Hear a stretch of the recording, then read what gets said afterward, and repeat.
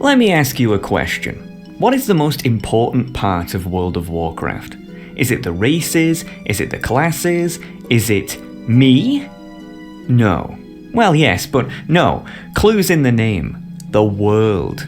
You can criticize WoW as much as you so please, but no one, and I mean no one, can deny that Azeroth as a fantasy world is one of the greatest of all time. The zones are memorable, the cities are top notch, the atmosphere and immersion that the world provides and the way you feel when you're in it. I mean, you aren't a real man unless you've experienced Darnassus while it's raining. I mean, look at this place and I'm getting emotional. It's just simply magical. Or at least, it was magical. Because you see, in recent years, the World of Warcraft has become somewhat hard to actually define. I mean, back in vanilla it was very simple. We had two continents, the good old EK and Kalimdor, and that was it. But with each expansion came new continents, new planets, heck, new dimensions even.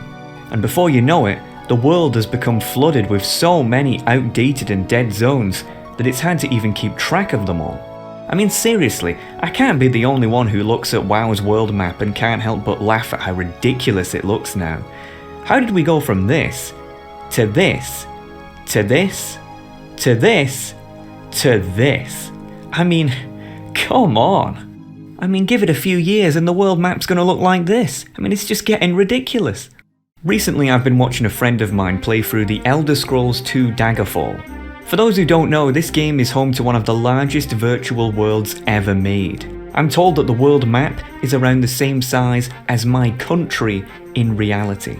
And yeah, that might sound cool on the surface, but when you realise that 99% of it is just randomly generated forests and mountains, yeah, you realise that the monstrous scale of the map really is nothing more than an illusion.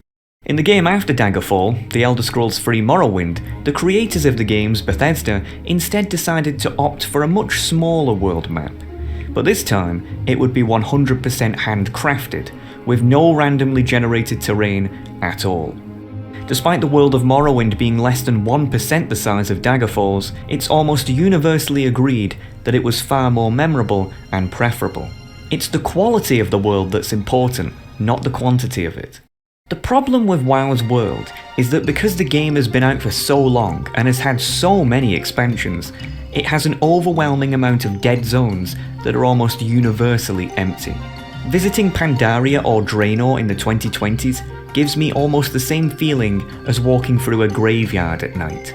I'm not bashing Blizzard for this, by the way. This is just the natural cycle of what happens to ancient games, as WoW is. But at some point, consolidation needs to happen. If you have a server with, say, 5,000 people, and they're all spread out equally across this massive world, then the game will become sparsely populated and thus feel empty. Sprinkle flying into the mix and no wonder it's so difficult to find other players. But Alex, players aren't spread out equally, they congregate in the most recent expansion zones. That's true, but it doesn't change the fact that having a plethora of dead zones completely destroys any sense of immersion or importance of where you're at.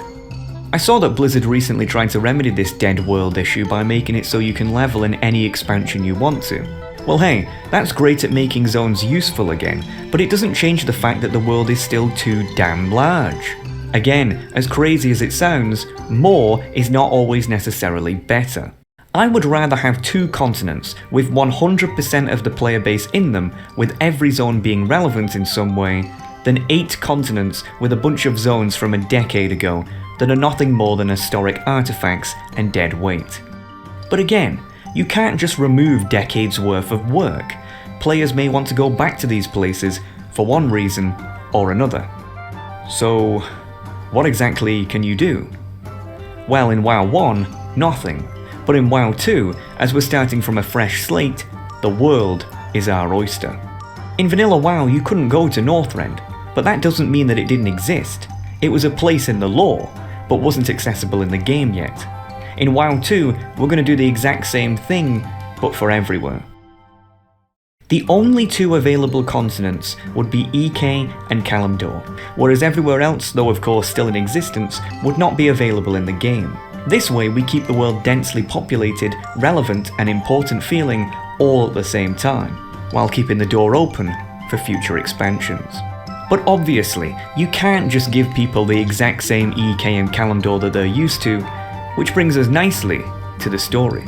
As an avid reader of WoW lore for many years now, I think I speak for the vast majority of players when I say that WoW's story has gone completely and utterly down the drain in recent years.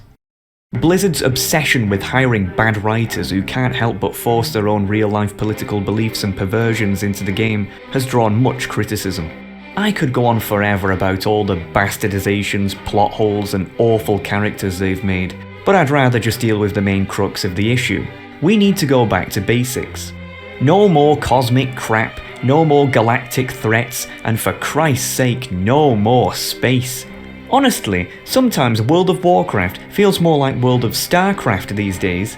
I've heard a lot of people say that Legion felt like the true ending of the Warcraft franchise, and I agree.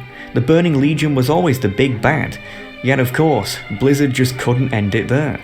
It turns out that the Legion weren't the big bad after all, and that there's even worse out there. But guys, there's only so many times you can pull the same story trope before it gets repetitive. The Scarlet Crusade are the baddies, but they're only bad because of the Scourge. But they're only bad because of the Legion, but they're only bad because of the Void Lord. It's just like, oh stop already. Remember, KISS. Keep it simple, stupid. It's time to go back to basics. Orcs, humans, gnomes, you know, actual mortals battling it out for supremacy. It's time to reset the narrative scale. How? It's simple. Just wrap up the cosmic crap and then have a decade-long period of peace whereby Azeroth actually developed. WoW 2 would start after that decade of development passed, allowing players to explore a more mature Azeroth and catch up on how their favourite races, zones and characters are doing. Essentially, my version of EK and Kalimdor is the exact opposite of what happened in Cataclysm. Rather than the world being destroyed, it's instead being built up. Less of a cataclysm and more of an aftermath. What would Azeroth look like if its people didn't suffer from a world-ending event every 2 years? Well, some zones would flourish, whereas others would wither, and it's up to the player to explore the world and see what's changed. For example, Gadgetzan in both WoW Classic and Current is a complete mess. But in Hearthstone, it was confirmed that Gadgetzan has since blossomed into a thriving city. Because Kalimdor hasn't been properly updated since Cataclysm, players never get to actually see or even be aware of this change in-game. WoW 2 would of course showcase these changes in the form of the new world. That is what the world, and subsequently the story of the game, would be all about.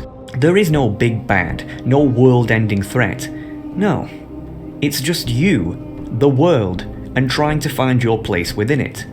And if you ask me, that's quite symbolic, as WoW 2 would literally only be made for the exact same reason, for the franchise to find itself once again.